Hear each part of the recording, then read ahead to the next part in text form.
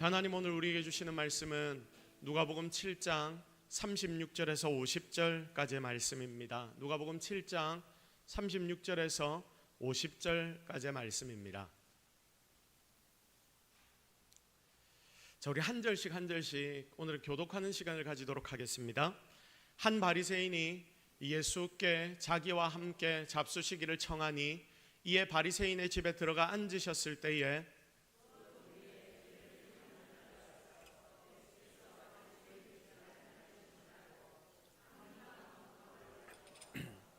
예수의 뒤로 그 발 곁에 서서 울며 눈물로 그 발을 적시고 자기 머리털로 닦고 그 발에 입 맞추고 향유를 부으니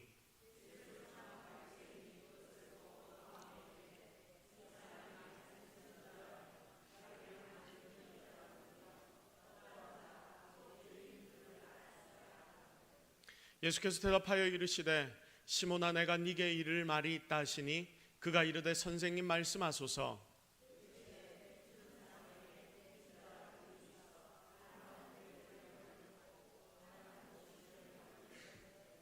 갚을 것이 없으므로 둘 다 탕감하여 주었으니 둘 중에 누가 그를 더 사랑하겠느냐.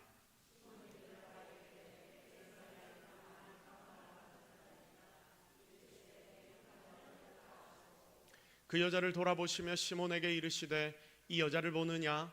내가 네 집에 들어올 때 너는 내게 발 씻을 물도 주지 아니하였으되 이 여자는 눈물로 내 발을 적시고 그 머리털로 닦았으며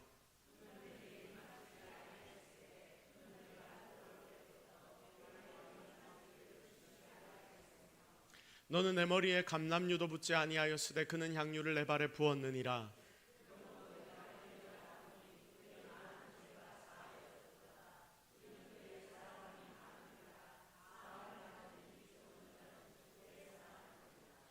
이에 여자에게 이르시되 내 죄 사함을 받았느니라 하시니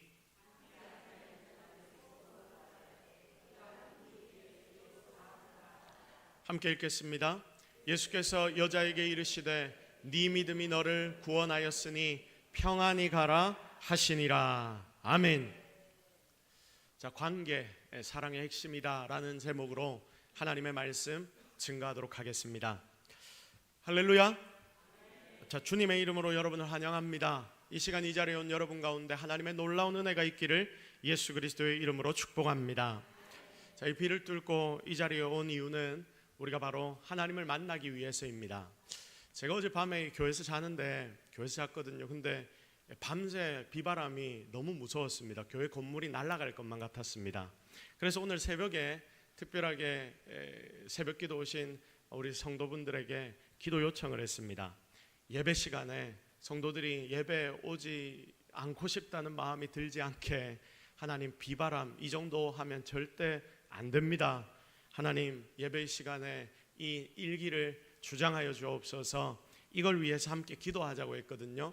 지금 제가 나오면서 와 우리의 기도가 응답되었구나 하고 여러분의 이 새벽에 나와서 함께 기도했던 자들의 그 기도가 응답되었다는 것을 먼저 여러분들에게 알려드리고 말씀을 시작하도록 하겠습니다.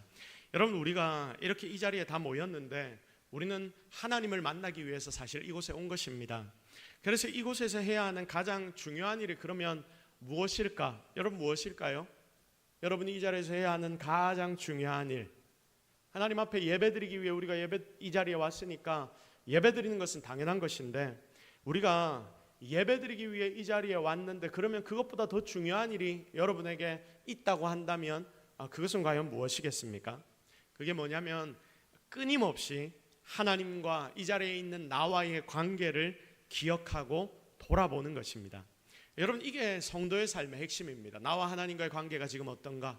내가 하나님과 깊은 교제를 누리고 있는가? 내가 하나님과의 사랑의 관계를 잘 만들어가고 있는가? 그렇지 않은가? 여러분 이걸 고민하는 게 예배 때마다 아니 여러분의 삶 전체에서 이것들을 고민하고 생각하는 게 성도의 삶의 핵심입니다.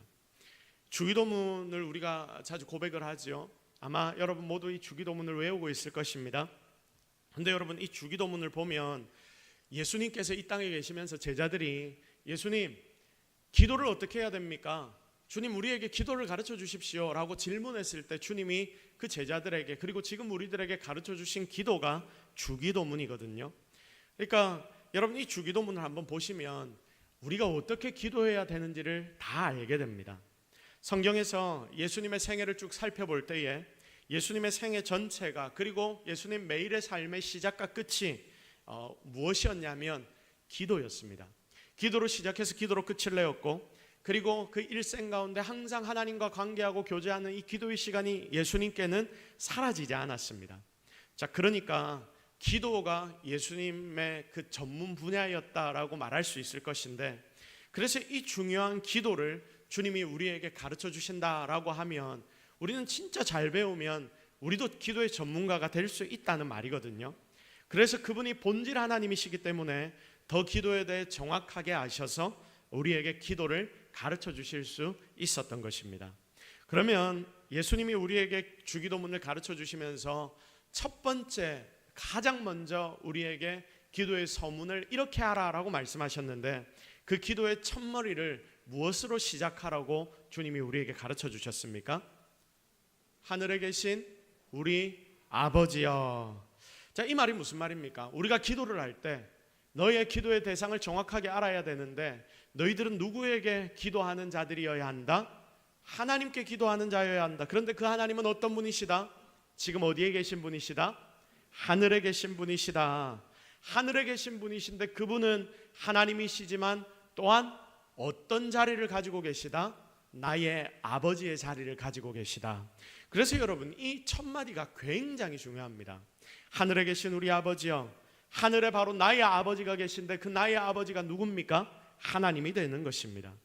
그래서 여러분이 실제로 무엇이든지 하나님 앞에 나가 기도할 때 우리는 보통 기도가 뭐냐라고 질문하면 내 소원을 하나하나 하나님 앞에 아뢰는 것이라고 우리가 보통 생각하지 않습니까? 그래서 우리의 기도에는 하나님 앞에 나의 소원을 아뢰는 것에 집중이 많이 되어 있는데, 그런데 그것보다 먼저 되어야 하는 것이 무엇이냐? 내 아빠, 아버지, 여러분과 하나님과의 관계. 기도할 때 가장 먼저 우리가 생각해야 하는 것이 하나님이 바로 나의 아버지가 되십니다. 바로 이것을 생각하는 것이 제일 중요한 기도의 시작점이자 끝이어야 한다라고 예수님이 우리에게 바로 기도를 알려주셨습니다. 세상에 많은 사람들은 기도한다라고 말하면 기도를 소원을 그냥 비는 것으로 이해합니다. 생각합니다. 그래서 내 삶에 힘들고 어려운 부분들이 닥쳐올 때마다 누군가에게, 어떤 초월자에게 나의 어려운 상황을 좀 도와달라고 비는 것을 기도라고 생각하여서 나의 요구사항을 급급하게 늘어놓는데 전부 다 그 기도의 시간을 투자하는데, 심지어 우리조차도 말로는 하나님과의 관계가 기도라고 말하지만 진짜 기도하는 우리의 모습, 우리의 내용들을 잘 보면 쭉 내가 필요한 것들, 나의 상황을 하나하나 하나님 앞에 그냥 나열하는 것으로 기도의 시간을 끝내는 때가 얼마나 많은지 모릅니다. 그런데 예수님은 이런 우리를 향하여 말씀하십니다.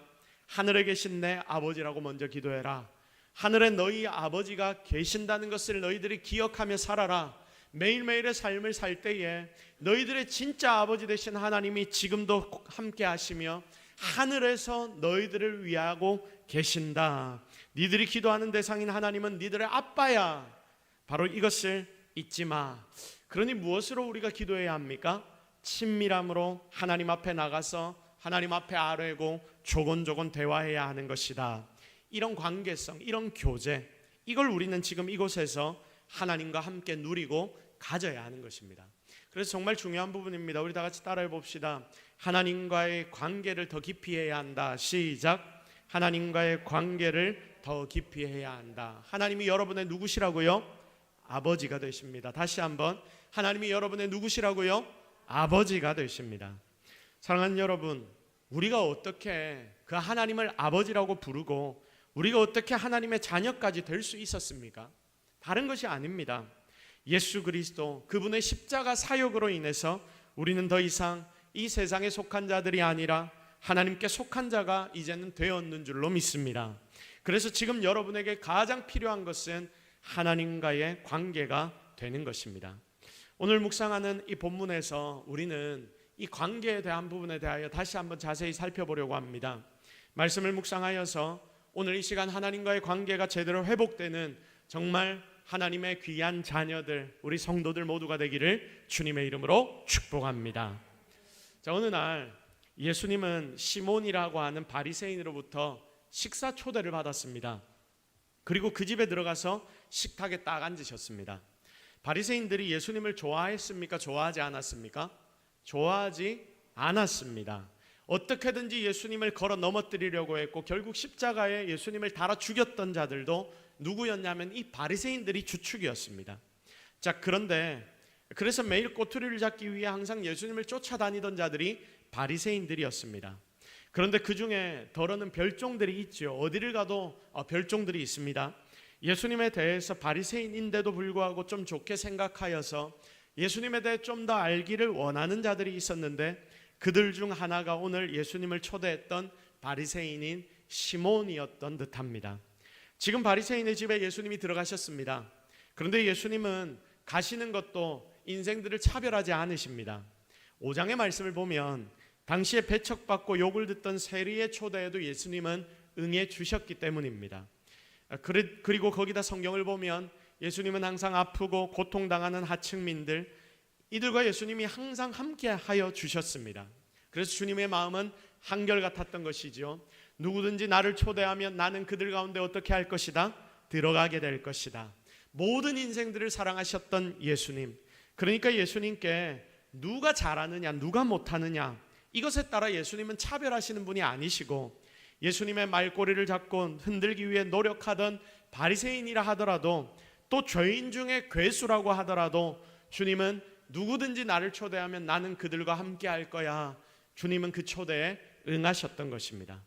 예수님이 초대받아 식사 시간이 되셨습니다. 당시에 유대인들의 식사의 자세가 굉장히 특이한데, 여러분 이미지를 한번 보십시오. 자, 마지막 만찬의 그림인데 이게 아마 실제적인 그 당시 예수님과 12제자의 마지막 만찬의 모습이었을 겁니다. 당시에 유대인들은 식사 자세가 굉장히 특이했습니다. 식탁에 둘러앉아서 우리처럼 똑바로 앉지 않습니다. 우리 같으면 자녀들이 아마 저렇게 비스듬히 누워서 밥을 먹으려고 하면 자세 똑바로 해, 소화 안 돼, 이렇게 이야기를 할 텐데, 그 당시 저들의 전통은 저 자세가 밥 먹는 자세였습니다. 지금도 그 당시에 전통을 따라 살아가는 베두인 사람들이 있는데, 이들이 광야에서 아직 사는 사람들인데 당시의 식사 자세처럼 지금도 저렇게 비스듬히 누워서 식사를 합니다. 그냥 옆으로 누워서 밥을 먹는 거예요. 밥 먹는 시간이 제일 편한 시간인 것입니다. 자세가 저러니까 신발도 벗었고, 바리새인 집이었으니까 이미 정결 예식도 행했을 겁니다. 손도 아마 씻었을 것입니다. 그렇게 식사하면서 시몬과 예수님은 이런저런 대화를 나누기 시작합니다. 그냥 이렇게 식사하다가 좋은 대화의 시간, 그리고 밥을 다 먹고 난 뒤에 인사하고 헤어졌으면 별 문제도 없었을 것이고 성경에도 기록이 안 됐겠죠. 그런데 하나님은 이 장면을 통해서 우리에게 가르칠 것이 분명히 있었던 듯합니다. 그래서 이 장면을 우리에게 줌인 시켜줍니다. 그래서 이 평온한 식사 시간에 갑자기 급박하고 놀라운 일이 벌어지도록 만드십니다. 누군가가 이 식사 자리를 급습하게 됩니다. 죄인이라고 이 동네에 소문이 다 났던 여인 하나가 울면서 눈물을 펑펑 흘리면서 그 우아하게 밥 먹고 있는 이 식탁의 자리에 뛰쳐들어옵니다.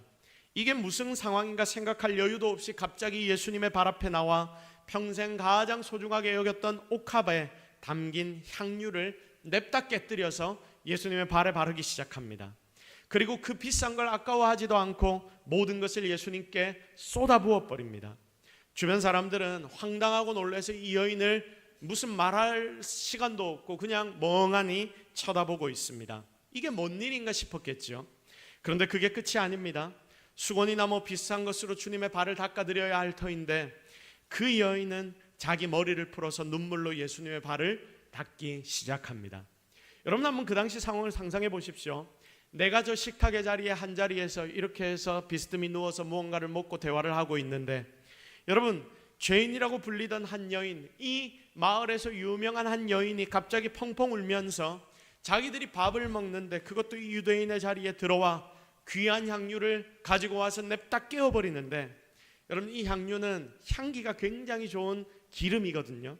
이 향기가 식사하는 장소에 다 퍼져나갑니다. 그걸 예수님의 발에 냅다 부어버리면서 자기의 긴 머리로 주님 발을 닦습니다. 어쩌면 이상하게 느껴질지 모르는 상황이 지금 예수님의 식탁의 자리, 이 바리새인 시몬의 식탁의 자리에서 벌어지기 시작합니다. 우리가 지금 상상해봐도 참 분위기가 묘했지 않겠습니까? 머리채를 풀어헤친 여인, 머리채를 풀어헤쳤습니다. 여인이. 그 당시에 여인들 어떤지 아시죠? 두건으로 머리를 똥돌 두려맙니다. 그래서 머리가 보여지지 않을 것입니다. 그런데 그 두건조차도 벗어 던져버리고, 향기는 또 너무나 좋은 향기, 어디에서나 쉽게 맡지 못할 그런 향기가 막 이 공간 전체를 채워버리고, 여러분, 이 묘한 분위기, 이런 일이 지금 예수님의 그 식탁의 자리에서 벌어지고 있습니다. 사랑하는 여러분, 오늘 우리는 이 본문을 통해서 너무나 잘 아는, 사실 이 내용은 여러분이 다들 잘 아는 내용 아닙니까? 그런데 우리가 이 너무 잘 아는 예수님과 관련된 사건 하나를 좀 더 깊이 묵상해 보려고 합니다. 여기서 우리는 두 인물을 대조해 볼 필요가 있습니다. 한 사람은 예수님을 존경했기 때문에 주변의 친구들이 다 만류하는데도 불구하고 굳이 주님을 저녁 식사의 자리까지 초대했던 바리새인인 시몬이고요. 그리고 또 다른 한 사람은 이름조차 알 수 없는 한 여인입니다. 자, 그런데 재밌는 것은 오늘 말씀에 이 여인의 이름 대신 호칭이 나오는데, 그 호칭이 뭐라고 되어 있습니까? 뭐라고 되어 있습니까? 죄를 지은 한 여인. 다 같이 한번 따라해 봅시다. 죄를 지은 한 여인. 죄를 지은 한 여인. 바로 이겁니다. 얼마나 죄가 크고 여기저기 소문이 났으면 이 여인의 별명이 뭐였냐면, 이 여인은 죄인이야. 지나가는 사람마다 이 여인을 보고 뭐라고 이야기를 합니까? 어이구, 저 죄인 지나가네. 손가락질을 다들 하는 여인. 죄를 지은 한 여인. 얼마나 죄가 크고 여기저기 소문이 다 났으면 죄를 지은 한 여인이라고 그 별명처럼 죄인이라는 이야기를 이 성경에 기록을 해놓고 있겠습니까? 근데 이 본문을 딱 보면 마치 본문이 이 두 사람을 비교해 보란 듯이, 여러분, 이 두 사람을 비교해 보란 듯이 기록이 되어 있습니다. 재밌지 않습니까? 예수님 옆에 서 있는 두 인물을 막 확대해 보여주면서, 바리새인은 예수님을 초대해서 식사를 대접할 만한 재력과 부를 가진 사람이었고, 이 여인은 아무것도 할 수 없는 사람, 이 여인의 집이 어떤 곳인지도 우리는 모를 그런 사람. 그러면서 바리새인은 존경받는 자였고, 그리고 이 여인은 죄인이라고 손가락질 당하는 자.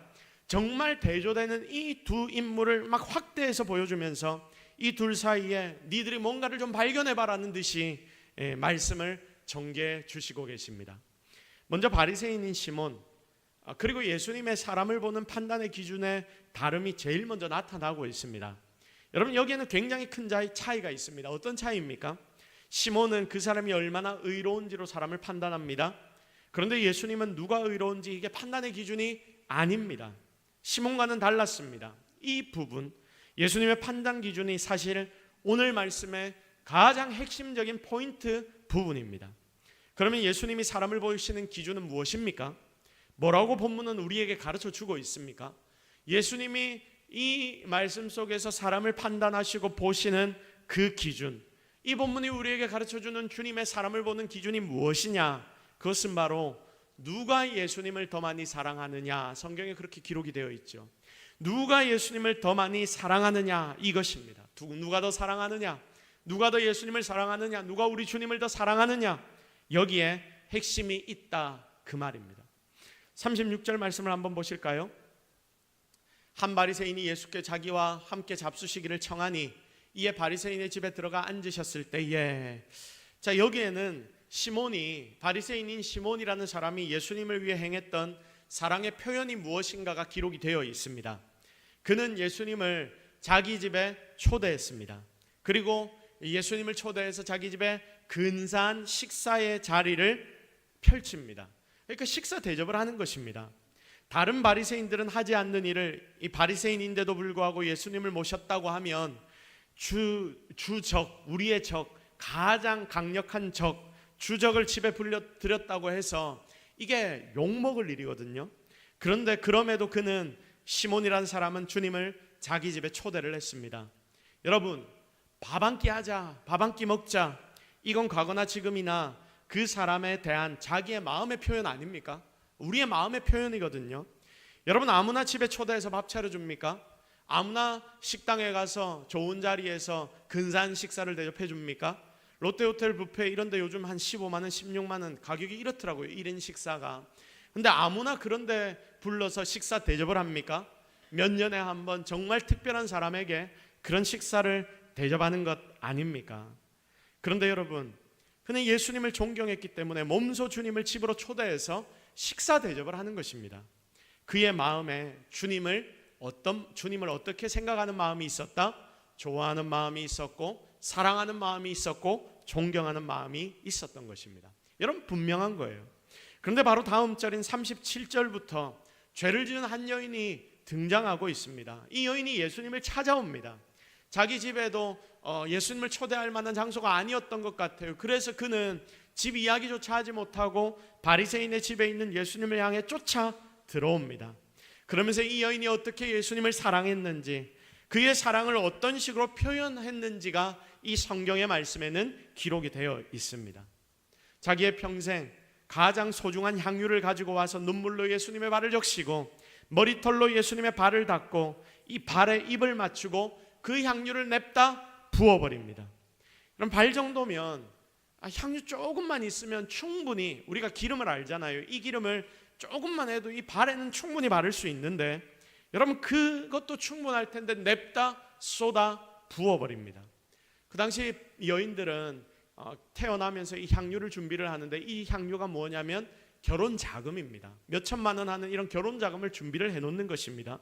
그런데 그런 향유를 냅다 예수님의 발에 한순간에 쏟아 부어버리는 거예요. 여러분, 예수님의 발에 쏟아 부어버리면 그 향유가 남겠습니까? 다 사라져버리죠. 그런데 이것이 그 여인의 예수님을 향한 사랑이었습니다.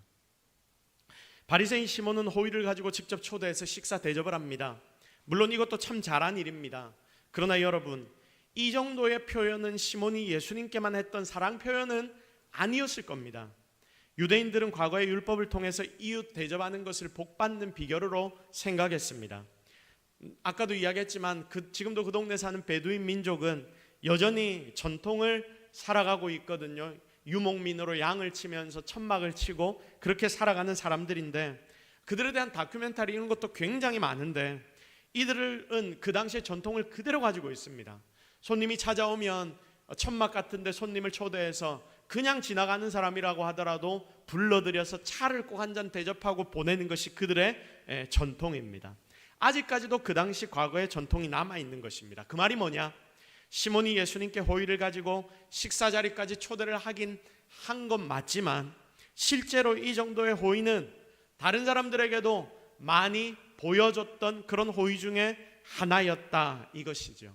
정리하자면 한 끼 식사 대접 정도의 사랑 표현이 시몬이 예수님을 향한 사랑의 표현이었다, 이렇게 정리가 될 것입니다. 자, 그러나 비교가 되는 이 여인의 모습이 있습니다. 한번 이 모습을 보십시오. 그녀는 자기의 모든 것을 드립니다. 정말 뜨거운 감사와 사랑이 그 속에 담겨져 있습니다. 자신의 혼인을 위해 모아놓은 모든 돈을 한순간에 갖다 부어버리고 자기의 몸과 모든 것을 들여서 주님을 사랑한다는 걸 표현하고 있습니다. 여러분, 한 방에 예수님의 발에다가 이 향유를 부어버릴 때 아까운 마음이 들어야 사람 아닙니까? 몇 천만 원을 한순간 그 발에 때려붓는데 이게 아까워야지 그게 사람 아닙니까? 먹고 사는 것도 힘든 사람이 바로 이 여인이었는데, 돈이 너무나 많은 사람이면 모르겠지만 이 여인은 돈도 없는 사람인데, 여러분, 이 향유를 붓는다는 게 얼마나 자신의 마음, 자신의 모든 것을 드린 것입니까? 그리고 더 중요한 것은 하나님께서 오늘 말씀을 기록한 사도 누가를 통해서 바로 이 장면을 여러분에게 보여주시면서 진짜 중요한 게 무엇인지 니들도 오늘 이 말씀을 보고 제발 깨달아 라고 말씀하시는 겁니다. 사랑하는 성도 여러분, 사랑하는 모든 동서교회 예수 그리스도를 믿는다라고 고백하여 이 자리에 나온 성도 여러분, 여러분은 왜 이곳에 지금 있습니까? 여러분은 왜 이곳에 지금 있습니까? 예수님을 믿기 때문입니까? 내가 교회 다니기로 정했기 때문입니까? 그래서 주일마다 이곳에 내가 나와 있는 것입니까? 교회 다니는 사람은 주일마다 예배에 나와야 한다고 하니까 그냥 이곳에 내가 나와 있는 것입니까? 그러면 교회를 다닌다는 것, 진짜 예수님을 믿는다는 건 무엇입니까? 주일날 오전 예배만 왔다 가면 이게 다 예수님을 믿는 것으로 끝입니까? 오늘 제가 나눈 이 부분, 바로 이 메시지이죠. 내가 예수님을 믿는다라고 할 때마다 내 속에 고민해 봐야 한다. 여러분, 말씀을 드렸잖아요, 시작하면서. 내 속에 내가 고민해 봐야 하는 게 무엇이냐면, 내 속에 예수님을 향한 사랑은 과연 얼마나 있는가? 내 속에 예수님을 향한 사랑은 과연 얼만큼 큰가? 이 사랑에 대한 크기를 여러분이 자신을 돌아보면서 항상 묵상하고 기억해 봐야 합니다. 아마 여기 있는 모든 분들은 다 내가 주님 사랑한다고 고백할 겁니다. 그래서 내가 이 자리에, 예배 이 자리에 나왔다고 생각할 겁니다. 내가 예수님을 믿는다라고 했으니까. 그런데 여러분, 내가 사랑한다라고 고백은 하지만 그 사랑에도 차이가 분명히 있습니다. 정도의 차이가 있다니까요. 우리 집에 키우는 작은 화분에 대한 내 사랑의 크기도 분명히 있습니다. 그것도 사랑입니다. 그렇게 크지는 않겠죠. 또 나의 자녀, 내 가족에 대한 사랑의 크기가 있는데, 여러분 조금 전에 이야기했던 이 화분을 사랑하는 것과 내 자녀를 사랑하는 것, 이게 비교조차 되겠습니까? 지금 본문에 나오는 시몬 정도의 수준으로 예수님을 사랑하느냐, 아니면 여기 나오는 죄를 지은 여인 수준으로 내가 주님을 사랑하느냐, 이 사랑의 정도 차이가 분명히 존재한다. 그리고 우리 주님은 우리에게 너희들은 나를 얼마나 사랑하느냐라고 이 본문의 말씀을 통하여 질문을 던지고 있는 것입니다. 하나님이 지금 여러분에게 이거 비교해 보라고 이 본문의 말씀을 여러분에게 주시는 거예요. 제가 이 본문을 묵상하는데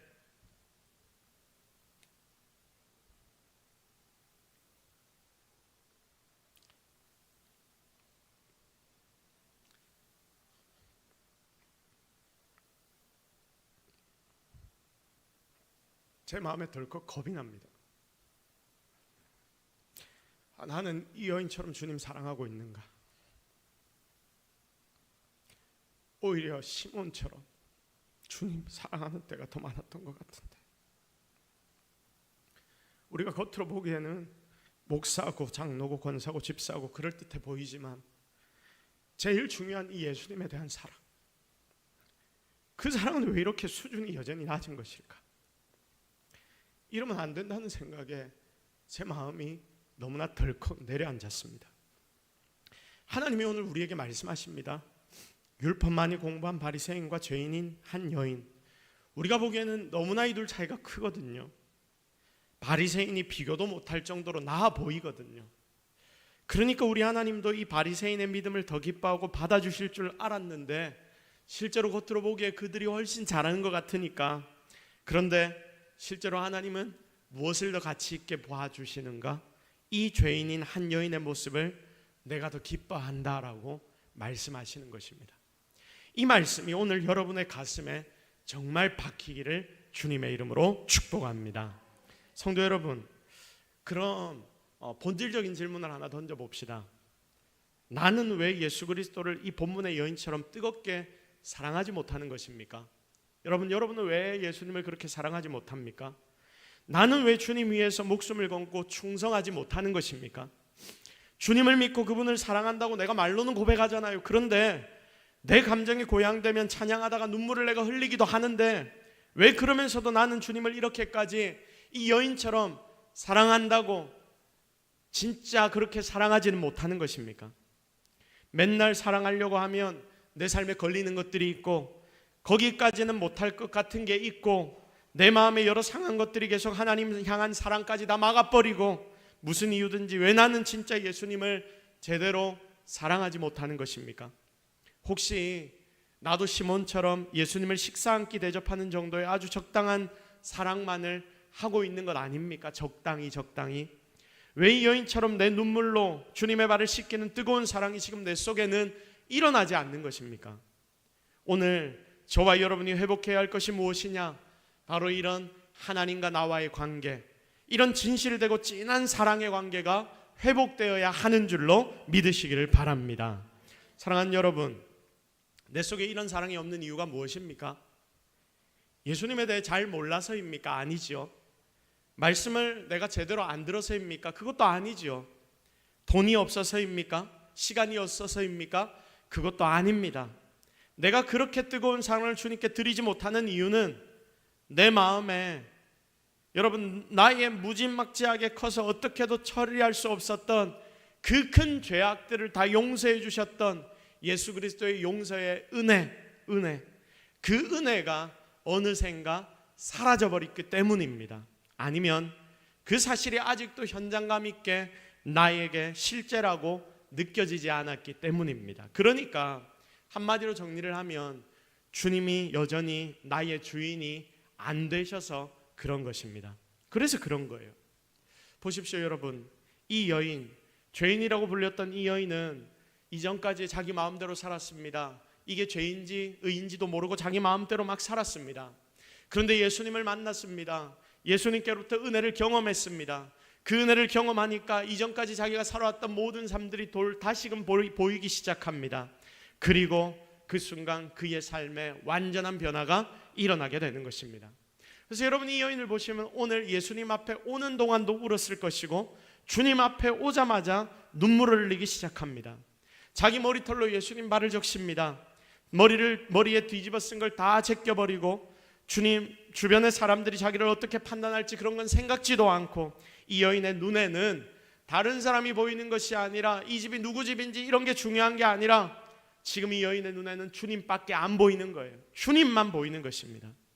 자기의 별명이 죄인이었던 이 여인, 모든 이들은 이 여인만 보면 손가락질을 합니다. 나는 그런 사람밖에 안 된다 이렇게 생각하며 살 수밖에 없는 자입니다. 그런데 그런 자신에게 예수님이 찾아오셔서 그리스도의 놀라운 사랑, 놀라운 은혜를 먼저 보여주셨습니다. 이걸 그녀가 경험하고 체험합니다. 아무도 줄 수 없었던 은혜를 내가 경험하니 체험하니 이것에 대하여 감사해서 내가 견딜 수가 없습니다. 아무것도 하지 않고 가만히 있을 수가 없는 거죠. 그래서 그녀는 이 모든 일을 행하기로 작정하고, 내가 가진 것 아무것도 없지만 내가 마지막까지 남겨놓은 이 향유 옥합이 하나가 있는데 이거 하나님 앞에 드려야지, 예수 그리스도께 드려야지. 그래서 이 일을 행하기로 작정하고 예수님 앞으로 뜨거운 마음을 가지고 눈물을 흘리며 달려나오게 되었던 것입니다. 결국 은혜 때문에 그녀의 눈에는 누구만 보였다? 예수님만 보였다. 우리 다 같이 한번 고백해 볼까요? 은혜 때문에 예수님만 보여야 한다. 시작. 은혜 때문에 예수님만 보여야 한다. 여러분, 이러면 우리의 미담 생활은 다 정리가 됩니다. 사랑하는 성도 여러분, 지금 내 속에 뜨겁게 불타올라야 하는 예수 그리스도의 은혜, 용서의 은혜, 십자가의 은혜, 이것이 이 자리에 있는 사랑하는 모든 성도들의 가슴을 가득 채워버리기를 주님의 이름으로 축복합니다. 그런데 이게 어느 순간 내 속에 다 사라져버린 겁니다. 사라져서 이제는 드라이하게 건조하게 사는데, 이렇게 사는 게 이제 당연해져 버린 거예요. 그러니 감사도 사라집니다. 모든 것, 나에게 주어진 모든 것들이 다 하나님의 은혜인데 이것조차도 다 당연한 것들이 되어버렸습니다. 하나님에 대해서는 기도했는데도 응답해 주지 않으시는 분으로 내 개념이 잡혀버리고, 그러니 불만이 나의 삶의 수면 위로 올라와 버립니다. 내 눈에 하나님은 안 보이고 다른 사람들만 보입니다. 비교가 됩니다. 그래서 더 불평만이 가득해집니다. 그러면서 교회를 섬기고 헌신하니까 모든 게 다 힘에 부치는 거죠. 그러니까 옆에 있는 성도들과 맨날 우리가 부딪히는 것 아닙니까? 결국 내 속에 은혜가 없는 것입니다. 은혜가 없다는 말은 지금 하나님과 나와의 관계, 그 사랑의 관계에 뭔가 문제가 생겼다는 말입니다. 결국 나에게 예수님에 대한 사랑보다도 세상의 다른 것들이 너무나 커져버렸고, 예수님보다도 세상의 다른 것들이 훨씬 더 크게 보이는 지경이 되어버렸습니다. 이게 믿는다고 말하는 나의 현실이 아닌지 여러분 자신을 오늘 깊이 고민하며 돌아보시기를 바랍니다. 이제 말씀을 좀 정리해 보려고 합니다. 여러분, 결국 이렇게 전심을 다해 예수님을 사랑한 여인은 48절의 말씀처럼 예수님께 죄사함까지 받는 놀라운 기적을 경험하게 됩니다. 48절 말씀 우리 같이 한번 볼까요? 같이 읽겠습니다. 시작. 이에 여자에게 이르시되, 예수님이 말씀하십니다. 무엇을 사함받았다? 네 죄사함을 받았다.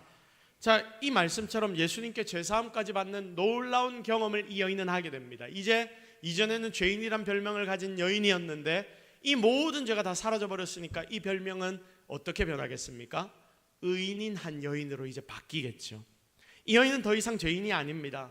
만왕의 왕 되신 주님께서 그녀의 죄를 용서해 주셨기 때문입니다. 그거면 되는 것입니다. 가장 놀라운 은혜의 자리로 이 여인은 들어서게 되었던 것입니다. 그래서 여러분, 우리에게 오늘 중요한 게 무엇이냐면, 주님을 내가 지금 얼마나 사랑하느냐, 내가 이 여인만큼 주님을 사랑할 수 있느냐, 이 관계를 내가 주님과 얼마나 잘 맺고 있느냐 이거지요. 주님을 내가 더 사랑하면 이 여인처럼 은혜를 받습니다. 더 큰 용서를 받습니다. 응답받고 기적을 경험하게 됩니다. 삶이 멋져지고 흥미로워지고 삶이 다이나믹해집니다. 굉장히 흥미롭고 재미있어집니다. 이것이 진짜 믿는 자의 삶이 되는 것입니다. 여러분, 그래서 50절 말씀, 주님의 말씀이죠. 우리 같이 읽겠습니다. 시작. 예수께서 여자에게 이르시되 네 믿음이 너를 구원하였으니 평안히 가라 하시니라. 아멘. 이런 놀라운 은혜를 받게 된 거죠. 그런데 시몬은 다릅니다. 시몬과 그의 친구는 예수님을 적당히 사랑하고 적당히 존중해 드립니다. 그러니 주님이 베푸시는 죄 용서의 깊이를 깨닫지를 못합니다. 49절 말씀 보십시오. 함께 앉아있는 자들이 속으로 말하되 이가 누구이기에 죄도 사하는가 하더라. 이들이 속으로 말합니다. 예수라는 이 작자가 누구길래 죄까지 사한다고 하는가. 결국 이들은 주님을 제대로 알았던 것입니까? 몰랐던 것입니까? 몰랐던 것이죠. 그냥 주님을 겉으로만 존경했던 것입니다. 주님께서 오늘 이 예배의 자리에 있는 여러분에게 직접 말씀하십니다. 니들은 지금 이 둘 중에 어느 편에 서 있니? 주일이면 열심히 예배도 참석하고 술, 담배도 멀리하려고 노력하고 다른 사람에게 손가락질 받을 죄악을 피하면서 나름 거룩하게 살려고 노력을 하는 건 아는데, 그런데 그것보다 더 중요한 게 나를 향한 사랑 아니야? 나를 향한 그 사랑을 너희들이 회복해야 해. 그러면 네 속에 감사도 회복될 것이고 그리고 은혜도 회복될 거야. 그리고 더 나아가 니들의 삶에는 더 큰 능력들이 나타나게 될 거야. 주님이 오늘 우리에게 말씀하십니다. 사랑하는 성도 여러분, 정말 하나님과의 관계를 지금 이 시간부터 회복하시기를 바랍니다. 하나님은 여러분을 기다리십니다. 우리의 눈에 보이지 않지만 여러분이 영의 눈을 뜨면 여러분 눈앞에 팔을 뻗고 계시는 예수님이 분명히 보일 것입니다. 그리고 그분은 여러분을 향해 지금 이 자리로 나에게로 나아오라고 말씀하십니다. 그래서 그분 앞에 나아가 여러분의 마음도 맡겨드리고 여러분의 몸도 맡겨드리고 나의 상황과 환경까지 전부 맡겨드리기 시작할 때 여러분의 삶은 바로 그때부터 바뀌게 될 것입니다. 그렇게 주님과의 관계를 완전히 회복해서 이제는 승리하고 의인으로 살아가는 저와 여러분, 우리 모든 성도들이 되기를 예수 그리스도의 이름으로 축복합니다. 우리 시간 말씀 붙잡고 한번 기도하도록 하겠습니다. 사실 오늘 말씀은 굉장히 단순한 말씀입니다. 주님을 우리가 사랑해야 된다 이거죠. 예수 믿는 자는 믿는다는 것 자체가 주님을 사랑한다는 건데 내가 얼마나 주님을 사랑하며 살고 있는가. 혹시 내가 처음 사랑했던 그 사랑 이제 기억도 안 나면 하나님 앞에 회개하며 나아가십시오. 하나님 다시 한번 회복시켜 주실 것입니다. 내가 너를 사랑해서 너의 사랑 받기를 원해. 내가 너를 회복시켜 줄 거야. 오늘 그 음성을 기억하시면서 우리 함께 기도하며 나아가도록 하겠습니다. 같이 기도합니다. 하나님, 오늘 우리가 하나님 앞에 나아갑니다. 주님의 사랑을 깨닫습니다. 주님의 음성을 듣습니다. 주님의 능력을 경험합니다. 다른 것이 아니라 하나님의 은혜만을 바랍니다. 주님, 그 은혜 이미 받아서 우리가 주님 사랑한다고 말하는데 진짜 내가 사랑하지도 않고 사랑한다고 말했던 모습들이 있지 않습니까? 이전에 분명 사랑했는데 그 사랑이 사라져버린 것은 아닙니까? 내가 세상 속에서 세상 눈치고 살다 보니까 나도 모르게 주님을 향한 사랑이 식어져 버린 것은 아닙니까? 주님, 우리를 용서하여 주옵소서. 주님을 향한 사랑을 다시 한번 회복시켜 주옵소서. 그 사랑으로 살아나게 하옵소서. 오직 하나님만 의지합니다. 오직 하나님만 바랍니다. 오직 하나님만 기대합니다. 주님이 일하실 줄을 믿사오며 주님 오늘 우리와 함께하여 주옵소서.